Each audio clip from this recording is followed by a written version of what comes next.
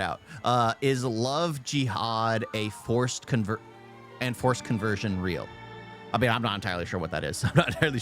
I mean, I hear that, and there are a few things that pop into my head. So it could be. Friends, you must have heard many people say that the movie Kerala Story is a propaganda film. And whatever is depicted in it doesn't actually happen. And even if such cases do occur, they are individual cases. We can't dismiss them as part of an organized crime. While it's true to a large extent that individual cases can't be directly claimed as part of a nexus. But the question here is, friends, how many such individual cases are we waiting for? We're hoping that only when we reach 500, 1,000, or 10,000 cases will we formally recognize this problem and, as a society, try to stop it. That's the one thing. So like the Kerala, I think a lot of people, so first of all, I think it was named improperly. I don't think it should have been called that. Because sure, probably the first film involved the cases that happened in that state. However, due to the subject matter and the fact that people are very defensive, of their home, they immediately shut stuff off. They close it off. So they immediately are like, oh no, this doesn't happen here. It's not the thing. Or they go to the other cope where they call it propaganda, like you are right now. You're calling it propaganda. The thing is, this stuff does happen. The fact that they literally took a ton of stories and made a video on it. Again, it's like the same kind of thing. More serious subject matter than I would say Durandar, because Durandar is just more of an action film. But it's kind of like in the same narrative. It's in the same narrative. It's stuff that really happens, but they're trying to create their own story about it.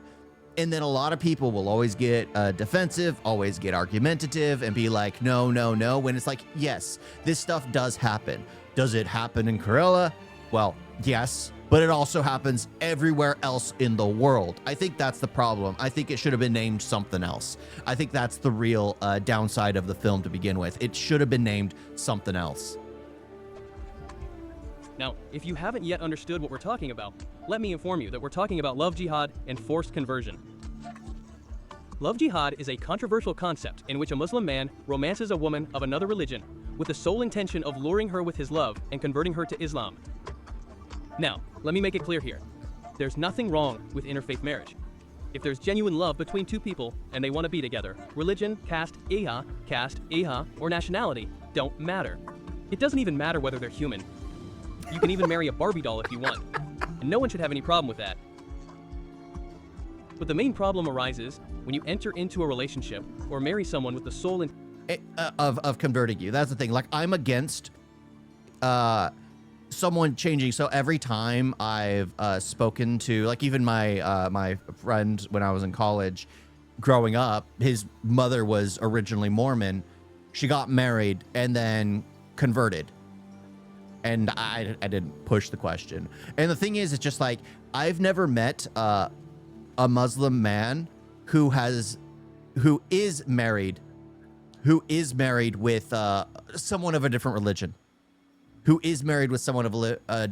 who either didn't convert beforehand or is in this process of being converted. Like, I've never met one. But then again, I probably haven't spoken to many. I probably haven't spoken to too many, but that's the same thing. So the mindset of like, yes, it does happen. And again, I can understand why, because it makes it easier to be with someone when you literally have the same kind of morals and grounding in life and understanding of where each person's position in life is. Like in the Quran, the position of women, the position of men is like very different. And you're literally marrying someone from a different religious belief that, well, they're not going to understand their, I don't want to say it that way, but they're not going to understand their place. So you have to change. They need to learn their place. Again, it sounds bad. That's the problem, is like every time I'm talking about it, it always ends up sounding bad, but I don't want to make it sound bad, because again, I've had Muslim friends. There are some genuinely great Muslim people. But at the same time, there are people who will misuse it and be absolutely hateful. But it's funny, I'm talking about it, and then it just sounds bad. I'm like, crap, this is not going over well. This is not going over well. But yeah, I mean, this stuff does happen, and it just, I've never met one in person that, oh, my parents, my father's Muslim, my mother's Christian. I've never ever heard of that. But who knows? Who knows? Intention of converting them to your religion. Then it's a kind of fraud, and fraud is a crime. And just as in fraud, the person who has been defrauded must declare that they have been defrauded before any action can be taken. Similarly, in this case, after forced conversion or manipulated conversion, unless the person who has converted agrees to the fraud, others, even if they see it, cannot do anything about it. And this is why the concept of love jihad is a controversial topic. Because when the victim himself doesn't say that a crime has been committed against him, who are you to say anything? And because of these reasons, even if something like love jihad exists, it can't be easily detected. Taking advantage of this, a segment of our society calls love jihad a conspiracy theory and attempts to deny it in every way possible. But every now and then, something happens, bringing the discussion of love jihad and forced conversion to the surface. A similar incident recently occurred at TCS, Nashik. A Hindu girl is dated by her supervisor named Danish. During their relationship, La Saha, he attempts to convert her to Islam. She is convinced, to a certain extent. However, she later discovers that he is already married and has 2 children. He never disclosed this to her, and he continues to deceive. But that's the thing. If she converted, she would understand her place in that dynamic. She would just be, what is it? A sister wife. That's how it works. That's how it works. Oh my gosh. Her by saying, I will marry you. Now, you could also say that Danish was having an extramarital affair with that Hindu girl. And anyone in the corporate sector can have an extramarital affair. So there's no love jihad angle to this. But the important thing to note here is that when this guy was already married and didn't want to marry that Hindu girl, why was he so eager to convert her? Even if she hadn't converted, nothing would have happened to him. But no, whether he gets married or not, we'll convert anyway. And friends, if we're talking about conversion, Kona, let me tell you that in this TCS Nashik case, 9 FIRs have been filed against several Muslim team leaders and even HR staff, alleging that these people had created an environment in the office where it was difficult for non-Muslims to survive. If I were to briefly describe their actions... It's funny, I hear that, and I think of London. I hear that, and I think of London. Where people are getting bullied due to Ramadan. It's just like, I hear that, and I think of London. Oh my gosh, or Dearborn, Michigan. Oh my gosh. Again, I believe in integration, not segregation. Or, well, yeah, I believe in integration. Everyone should be allowed to mingle, learn, and be a part of society, not isolate yourself into a small little Muslim community, a Middle East community in the middle of the United States of America. That just makes no sense, because the Middle East isn't the United States of America. The Middle East is Middle East. So take your belief back with you. I mean, again, there's nothing wrong with the belief. It's the fact that they literally try to isolate themselves and change the rules in their own little community to be more biased to themselves. Again, I always bring up India in this regard, where Muslims have a completely separate law to everyone else. Everyone else is treated equally in accordance with law, except for Muslims, because apparently they have their own special law, which just sounds absolutely stupid. If you want your own special Muslim law, go to a Muslim nation. It's that simple. It's that simple. And I'm pretty sure there will be a lot of people willing to pay your tickets out of there because they wouldn't want you there to push your laws around and keep it separated. That's just how it is. A lot of people just want to live their life peacefully, and they don't want other beliefs forced down their throat. They tried their best to transform Tata Consultancy Services into Tata Circumstance Services. Assalamu alaikum. Walaikum. You don't look like a Muslim to us. I can show you, but I won't. Say it. The Muslim team leaders working there harassed non-Muslims, objectified...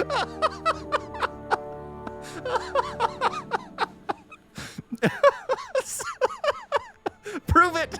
Prove it!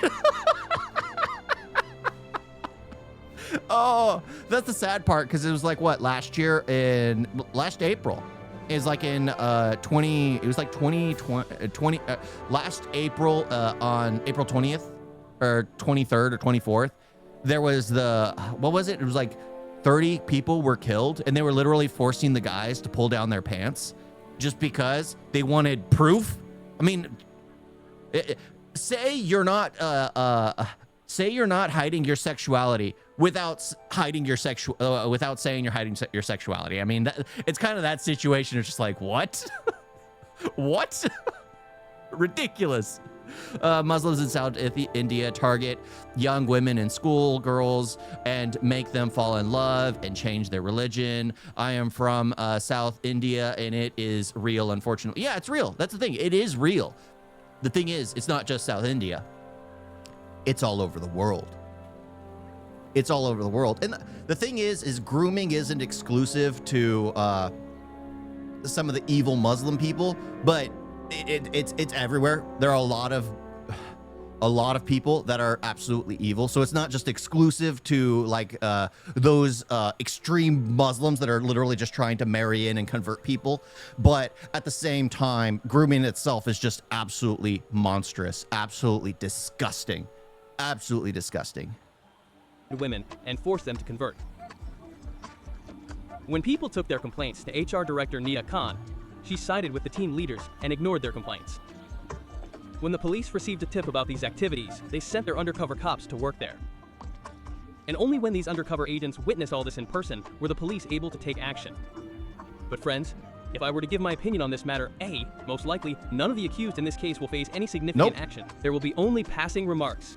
Then, they'll be told that there's no proper evidence, and therefore, P, no significant action can be taken against them. And then, they'll be released. So, the most important lesson you can learn from this case is that you're not safe from these extremists anywhere. You might think that the corporate environment is a work environment, and nothing like this happens there. But these people have started operating their business there as well.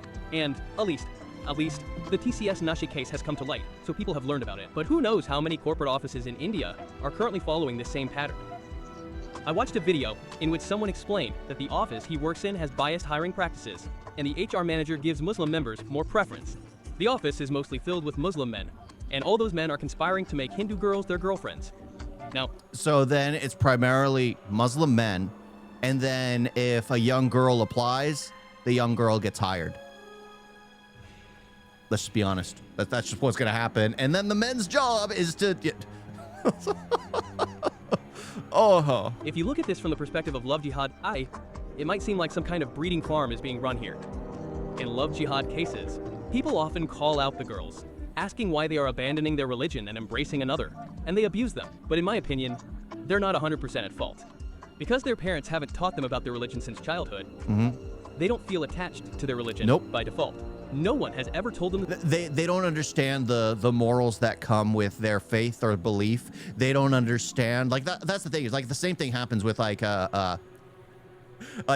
there's no crazier white girls than the Christian white girls, because they don't have any true understanding of what the morals and teachings are. They don't know what the concept of sin really is. That's the problem, is they don't understand this stuff, because at some point people just stop teaching them. Like I'm pretty sure most of the people have grown up watching, like if you've grown up in like India, you grew up watching like Little Krishna. My wife made me watch that. I was like, oh, that looks cool. And then there are a lot of similarities between a lot of religions and a lot of story beats which show you morals about just understanding like right from wrong, or being able to forgive. You see these morals everywhere. So you see those things as a kid. So growing up, you embody those things. Like kids are the most blunt, but also the most kind-hearted most of the time. But at the same time, they can. They're the most brutal as well, brutally honest. But at the same time, as soon as they start growing up, they stop learning these morals. They start introducing to the wider world. They're given a phone, which they have access to everything. And then they start seeing more of the rotten society, that the morals and everything leave their minds. They no longer even see that subliminally anymore because it's all, or except for, oh, there's a festival, there's a prayer, there's it's called I've always called it like a Sunday Catholic. Those who will go out partying, go out sleeping around, go out drinking, go out killing. Then they go to church on Sunday and go they speak to the pastor. And it's like, forgive me, Father, for I have sinned. And then they just say everything they sinned about. And guess what? You can go out and do whatever you want again. It's like, no, that's not how it works. But that's how people are. That's how people are. And it is insane. It is absolutely freaking insane. But yeah, again, people need to be taught and consistently learn what morals are. And in a lot of cases, the things they're consuming, they don't see, they're being subliminally told something which is not true. Which is absolutely not true. Like, I'll watch something like Kabir Singh and I'll be like, oh, the main character is the villain of the story. He's obviously the villain of the story. He's not a hero. He's an anti-hero. It's kind of like the anti-hero trope. But a lot of people view him as a hero when he's not. He's not. That's not a male role model. But a lot of people see that as a male role model. But that's not the case. But that's the thing. A lot of people see things in cinema and go like, oh, this is an awesome film. That's an awesome character. Well, it's like, you're being shown something which it shouldn't be, but whatever. Stories of their god. Neither have these people been assimilated into their culture from the beginning, nor have they been taught to be proud of their religious identity. So, when they already have no connection to their religion, it's quite easy for them to completely detach themselves from it. You can see the perfect example of this in the dress code guidelines of the lens card. They allow hijab and turban, but do not allow bindi and kalava because they know that the majority of Hindus are not bothered by these things, so even if you take away all these things from them, they will have no problem. Imagine if they had banned the hijab, the uproar would have occurred across India, and articles would have been published all over the world on this issue. But obviously, Hindu things are being banned here in India. Therefore, this is a normal thing. So that's it for today. Guys, you can share your views on this topic in the comments section. We'll see you in the next video with a different topic. Until then, keep playing, stay happy. Okay, yeah. Yeah, that's the thing. It's like I always go on a rant, like always near the end. Yeah, that is kind of sad, but that's the thing. It's the sad part is people are like, oh, you said that it is a negative. You're Islamophobic. It's like, dude, anyone trying to force something onto someone else or no matter what is wrong. It doesn't matter what religion you're from. It just happens to be the majority of the cases that people are talking about happen to be of one specific sect. That's just the sad part right now. And it's going on around the world because they're breeding like rabbits. Again, to each their own. But at the same time, it's just, I believe that people need to learn to just accept one another and not just hate. That's the thing. Just literally marrying someone and having them convert. That's absolute hatred. That's like me looking down on my wife because she's of a different belief. How disgusting is that? I have my moral compass. She has her moral compass. We're just lucky that we seem to mesh in our morals. We seem to absolutely mesh. You guys see the video?